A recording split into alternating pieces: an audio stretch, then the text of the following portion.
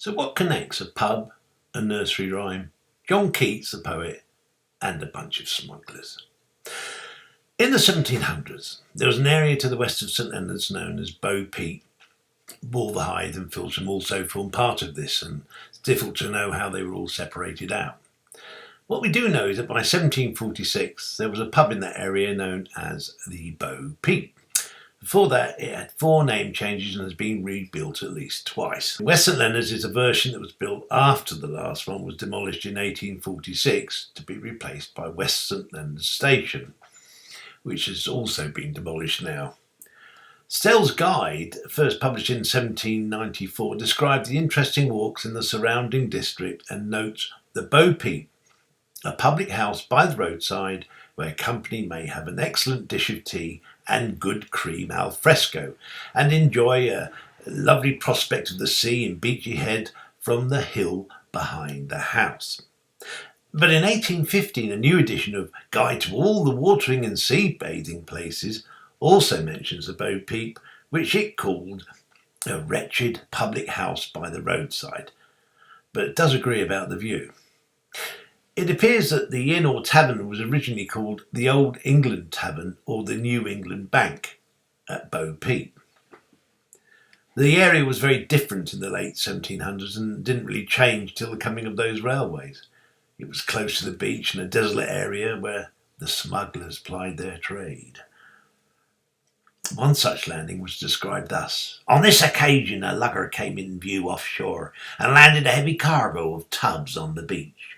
No fewer than 300 rustic labourers assembled to guard the landing of the tubs and their loading onto carts and onto horses' backs and men's shoulders. Although challenged, there were no fatalities. In 1779 it was released by Thomas Hovenden, a well-known Hastings publican and brewer, for 1.5 acres of waste ground with a cottage called New England Bank or Bo Peep. Hovenden had been brewing locally for at least 30 years, most recently at the Swan and then the Roebuck in the High Street. After the French Revolution, troops were positioned along the coast in anticipation of an invasion by Napoleon. Hovenden, described as a common brewer, was not only lessee of the pub, but also owner of Bo Peep Barracks, where 200 soldiers were garrisoned, creating a huge demand for his beer. The Sussex Weekly Advertiser reported in 1788 that the excise officer at Bo Peep, assisted by members of the 11th Regiment of Light Dragoons, seized 48 casks of brandy in Geneva, loaded on 4 horses from local smugglers. Because of the intense smuggling activity, the pub was sold again in 1794 and then again in auction in 1803.